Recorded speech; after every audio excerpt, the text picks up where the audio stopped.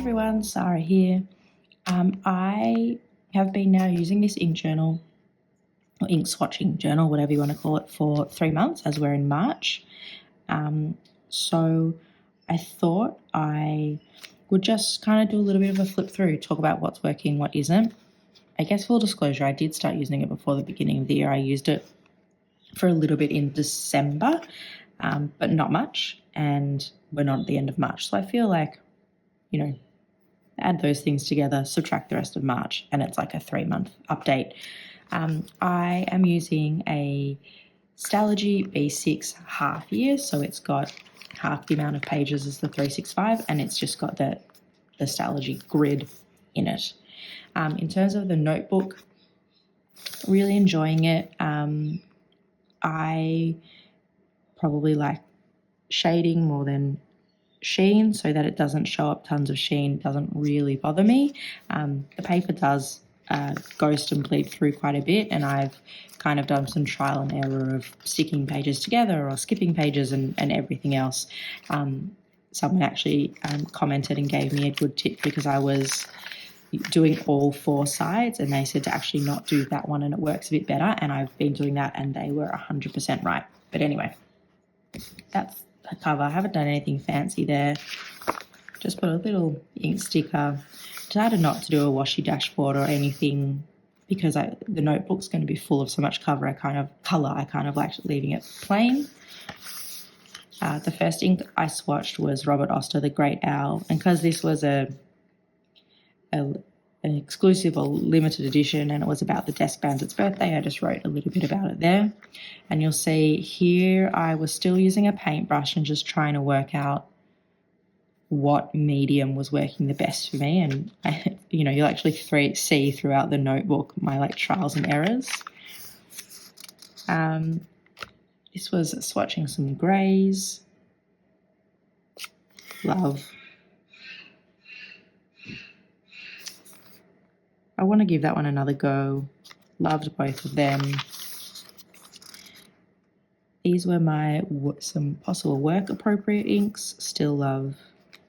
It's funny, I can see just looking back, I didn't put enough ink down there because in a pen, it really does read that darker red. So that's a little bit misleading, but it's, I guess, you live and learn. I don't like this page. I did bigger ones and there's not enough ink. I think they look awful. I actually kind of want to stick them together. They were just 2 Robert Oster inks.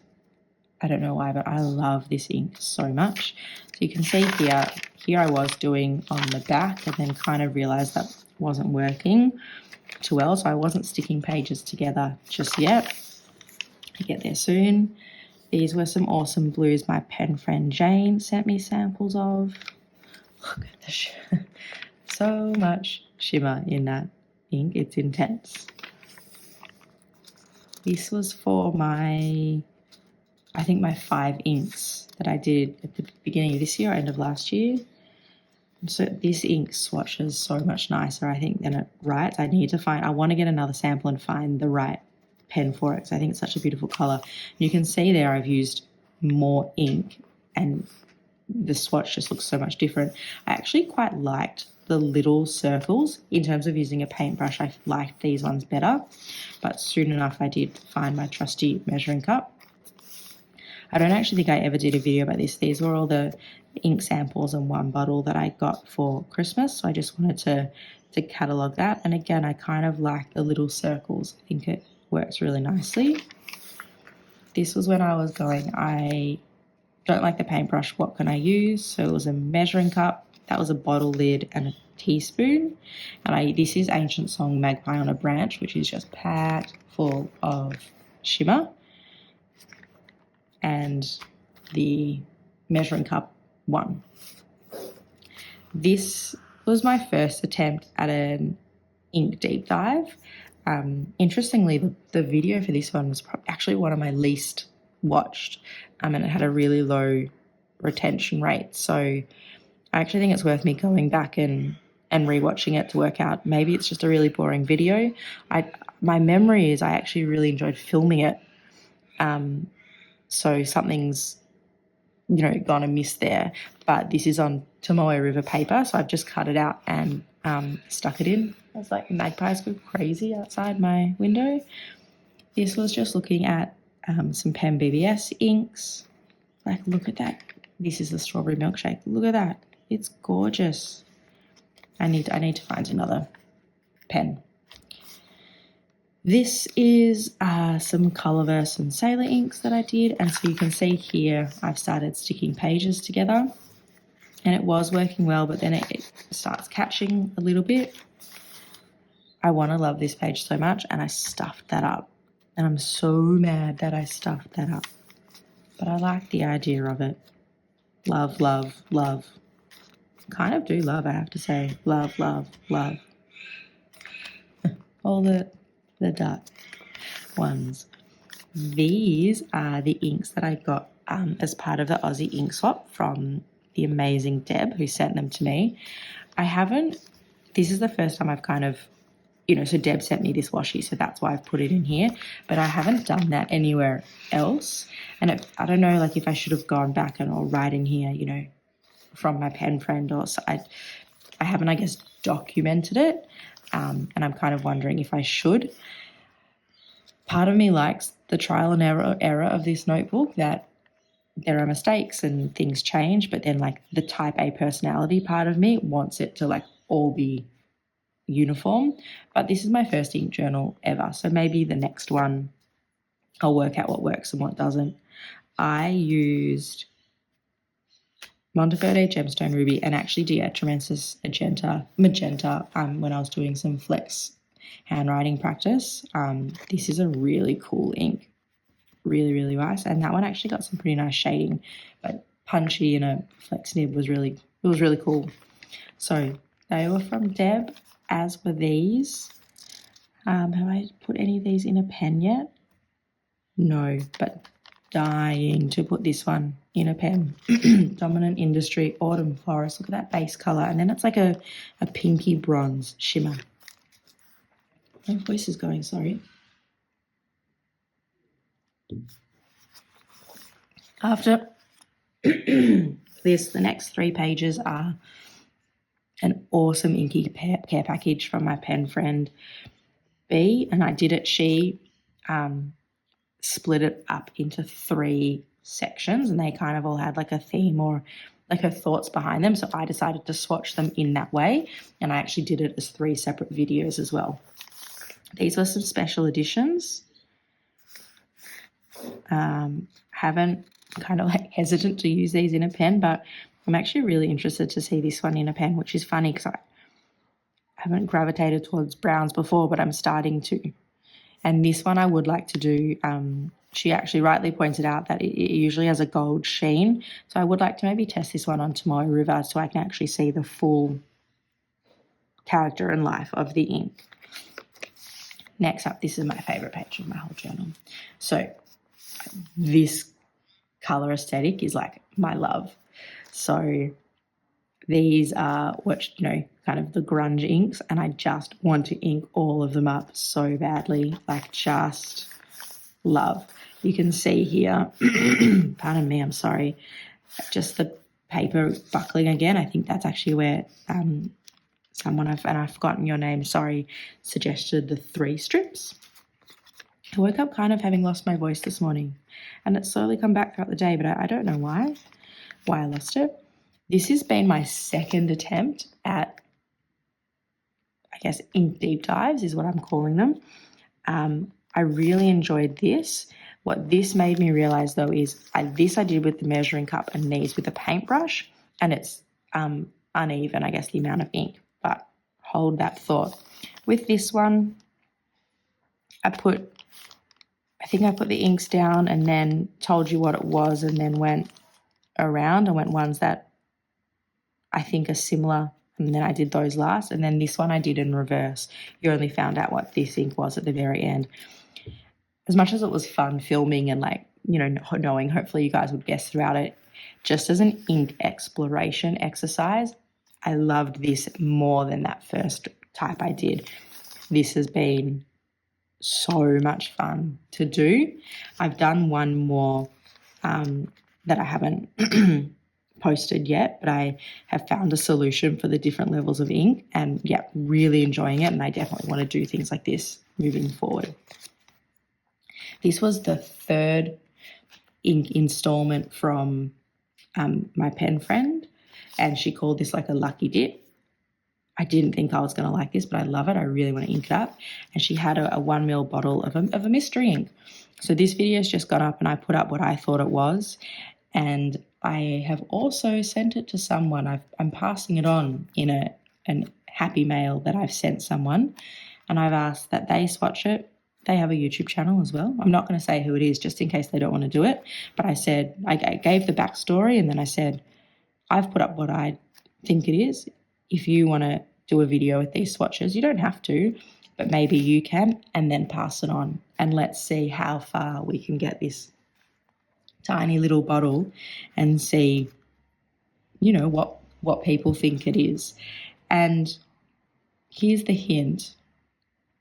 I sent it basically across the world. It's en route right now. I didn't send it to someone in Australia, so it's someone in America with a YouTube channel. And I hope they want to do it because they do really awesome swatching videos. Moving on. This it's Birmingham Pen Company swatches, but I started writing it there, and then you'll see on the next page, I was like, no, I'll write it in black and then just write them all. So this is, I guess, what I mean about needing to find the right thing.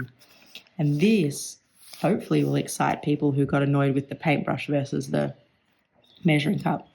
So I actually don't know if I've ever admitted this. I took that measuring cup from my mum's kitchen, but I didn't actually tell her. I was just at my parents' house when I was playing around. I have told her since. And I was telling her about how I've been on the look, and I've been trying to find measuring cups, but in like the smaller ones. And she got up and she went to the kitchen. She said, I actually have some. Here you go. And I got so happy, and I think she had a nice laugh at that. It gave me so much joy. But it means I can now do smaller circles, bigger ones in those ink dyes with the same medium. And that is all Pennsylvania Fieldstone. What an incredible colour. And I dropped a bit of ink, and so I took a bit of Scott towel to soak it up, and these do chromatography, and I just thought that was really awesome. So I kind of want to stick that in somewhere, but I just don't know where yet. Anyway, that's Birmingham. This was a blank page because that was only there, so I actually went back to do this. And I feel okay doing that when the pages are double-sided, but when they're single, just worried about like bleed through and stuff like that. That amazing pen friend, Jay, who I spoke about at the beginning, sent me some greens and browns. That's what these are. I don't think I've put that video up yet. Maybe this is a sneak peek, but it's worth watching. Or if I have and I've messed it up, I'm not going to show you the next page because that is that other ink dive I did. And this is a page, I was just looking at some other blues, and I actually really don't like this. I think it started off okay and it went, I know it's uneven, but I've kept it in just to remind me that this is also a creative space, and, you know, you don't get everything right, so to speak. So much of me wants to cover it up, but I'm challenging myself to leave it, to remind myself that, you know, creativity doesn't have to be perfect. This is also acting, and I thought this whole journal would last me a year, and it's not going to at all, but it's acting as my currently inked log. I need to think about what I mapped this out so this could have 12 months in it, so I need to think about, do I keep doing it in here once I move out of this ink journal, or what do I do? This, I am loving this setup. I have like no notes. It is working for me really well. And I'll show you in, so December, January, February, and then March. And in the first 3 months of the year, I'm trying to just kind of look at like this kind of like color progression from like pinks to purples to blues. And I really like how I can just like do that with the pages. And even if I bring December in, just looking at what I've used more than once, or what I'm really liking, or, you know, is it reflecting my moods? I just think that's kind of cool. That's my March. So that's it. I have where are we at? Look, I don't have much left. I think I counted, if you include the pages I need to tape together, it would be like 15 more double page spreads, which on one hand sounds like a lot, but I did not expect to burn through this as fast as I did. So we'll see. Maybe hopefully it can get me to the middle of the year, and then I could have 2 for this year. I also, I don't know if you guys have seen Chris Sains's ink like journal, more than like swatching journal video that she did, and I think she got the idea from Hemingway Jones, but I would love to do that. And it's not as a creative space, but really just as like an ink catalog. I'm just working out the right notebook layout that I want to do. The moment I'm thinking about maybe getting 2 or 3 Travelers regular size, the lightweight, the Tomoe River ones, and doing it like this book is blues and greens and this one is purples and pinks, something like that. And I think I could get 4 to a page. So that's what I'm thinking, but I haven't worked it out yet. Anyway, that is enough of a ramble. This was supposed to be a quick video. I would love to know how you guys swatch your ink, what your ink journals look like, what works for you, what you hate, you love, or what you love. And as always, thank you so much for hanging out. I'll speak to you guys again soon. Bye.